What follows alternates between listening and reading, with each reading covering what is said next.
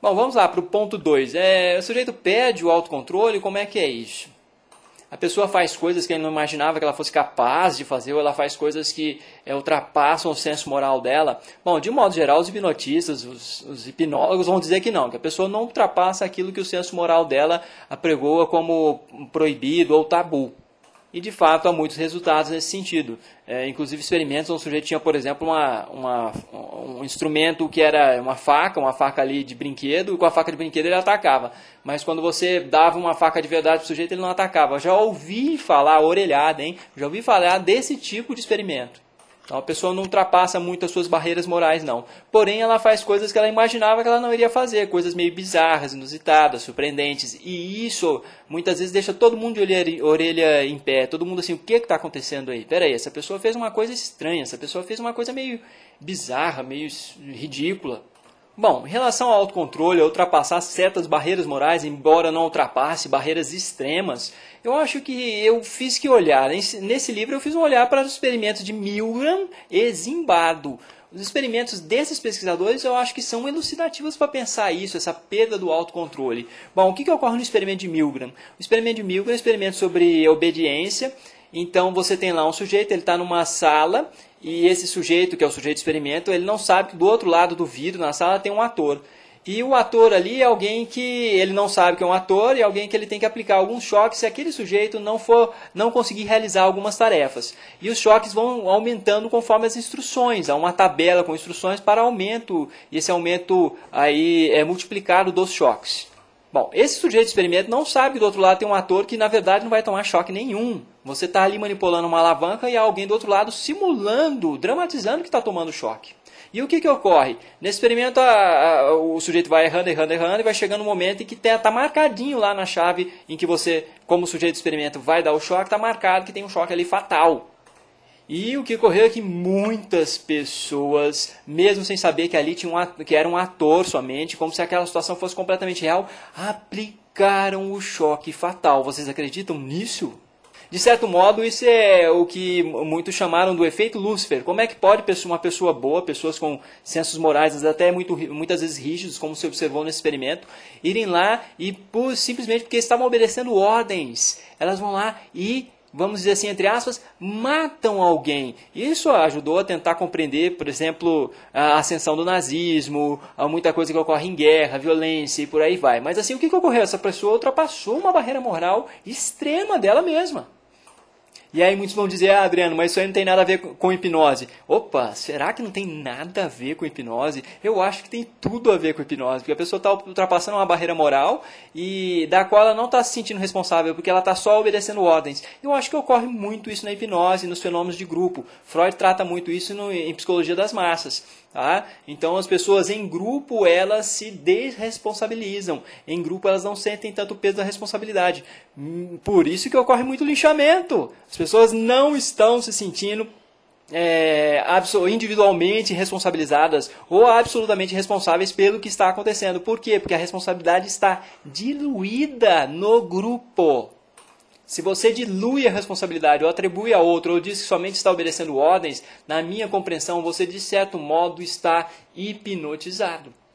Claro, eu trato esse detalhe em meu livro, mas aqui eu não sei se vai dar tempo para ficar tratando desse detalhe, e é muito interessante. Os experimentos interessantes também são os experimentos de Zimbardo. O experimento de Zimbardo na Universidade de Stanford, o experimento da prisão. O que ele fez nesse experimento? Nesse experimento ele convocou algumas pessoas, voluntários, para serem sujeitos do experimento, pagou cada um dos voluntários, e esses voluntários iriam, de certo modo, até ali no contrato, por escrito, vamos dizer, abrir mão de seus direitos civis durante o experimento da prisão. O que era o experimento da prisão? Era uma simulação de prisão, onde você tinha presidiários e você tinha guardas. Você tinha esses dois, e eram divididos entre presidiários e guardas. E esses sujeitos que estavam sendo pagos para isso foram convocados via anúncio em jornais, o que seja. Eles de fato entraram no local lá onde havia simulação de uma prisão, um local grande, onde aquilo era. Tem até filme sobre isso. E começaram a fazer os papéis, começaram a dramatizar. Não, agora o seu papel é de guarda e o outro é de presidiário. E o que ocorreu? Em poucos dias, aquilo ali virou uma confusão, virou um inferno, porque os guardas começaram a cumprir as ordens, e nessa de cumprir e entrar no papel de guarda, começaram a produzir primeiramente tortura psicológica com os presidiários. Isso começou ali a quase descambar para a tortura física e agressões físicas e risco, inclusive, de integridade da saúde ou da vida das pessoas envolvidas. E o próprio Zimbardo não estava se dando conta disso, tal mergulhado ele estava na coisa. Dizem que a namorada é que veio avisá-lo de que aquilo ali estava descambando e que havia risco, inclusive, de vida. E aí ele teve de interromper o experimento. Bom, mas o que ocorreu nesse experimento do Zimbardo? As pessoas mergulharam nos papéis e elas, de certa forma, perderam o autocontrole. Elas perderam aquela identidade que elas tinham, de certo modo, anteriormente. E elas também, de certo modo, parece que se desresponsabilizaram dos seus papéis antigos. Então, existe uma teoria acerca da hipnose, as teorias de você pegar o papel. Teorias de papéis, desempenho de papéis. E a teoria de desempenho de papéis é uma teoria até forte, é uma teoria que questiona, é uma teoria também de não estado, é uma teoria que questiona esses efeitos fabulosos da hipnose. O que, de fato, essa teoria traz é uma correlação com vários outros fenômenos que a gente observou durante a história da humanidade, que não simplesmente foram inventados por um processo de indução aí, hipnótica de catimbístico. É até interessante porque eu hoje, quando utilizo hipnose, eu tento utilizar em grupo e eu utilizo mais nesse contexto do experimento da prisão de Stanford. Eu tento utilizar mais assim com técnicas dramáticas, dramatização. Eu acho que é a melhor forma, às vezes, da pessoa se desligar do seu próprio papel mais cotidiano e entrar numa outra realidade, ou possibilitar empatia com outras pessoas, possibilitar mergulhar em realidades totalmente diferentes, possibilitar uma alteração, um ensaio, uma alteração de alguns comportamentos.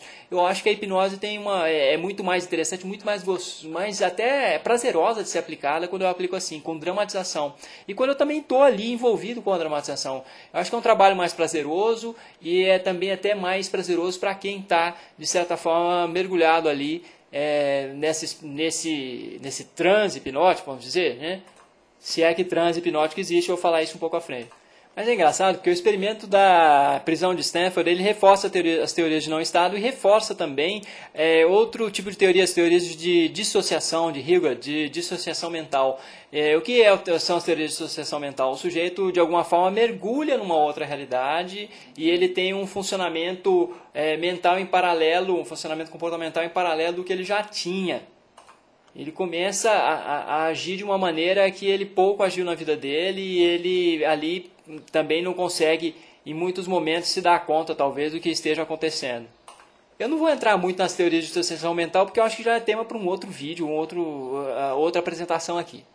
Mas uma outra pergunta importante. E aí, durante o transe hipnótico, a pessoa tem uma recuperação de memórias muito mais eficaz do que ela se estivesse num estado normal, ela começa a produzir e recuperar ela tem uma hipermemória, assim, começa a recuperar memórias em detalhes que ninguém conseguiria recuperar, ou seja, a hipnose é essa ferramenta absolutamente eficaz nesse sentido. Bom, vamos lá, recuperação de memórias é a coisa mais sólida, isso aí já caiu por terra há muito tempo. Se você quer recuperar memórias, não se utilize da hipnose, porque está mais do que comprovado que ela facilita a produção de falsas memórias e não a recuperação de memórias. Claro, esse é um tema que também dá trabalho, mas os resultados são os mais sólidos são nessa área. Então, se você quer recuperar memórias, não se utiliza da hipnose. Você está num estado ali de funcionamento mais solto, mais relaxado, talvez mais primitivo. E isso não recupera memórias, isso fabula, isso inventa memórias que não existem. Esse tema da recuperação de memórias é um tema complexo, mas eu não vou me deter nele em detalhes, porque senão teria que fazer um outro vídeo. Bom, gente, é isso. Essa foi a parte 2. Nós teremos ainda mais uma parte, a parte 3, a parte final. Até a próxima!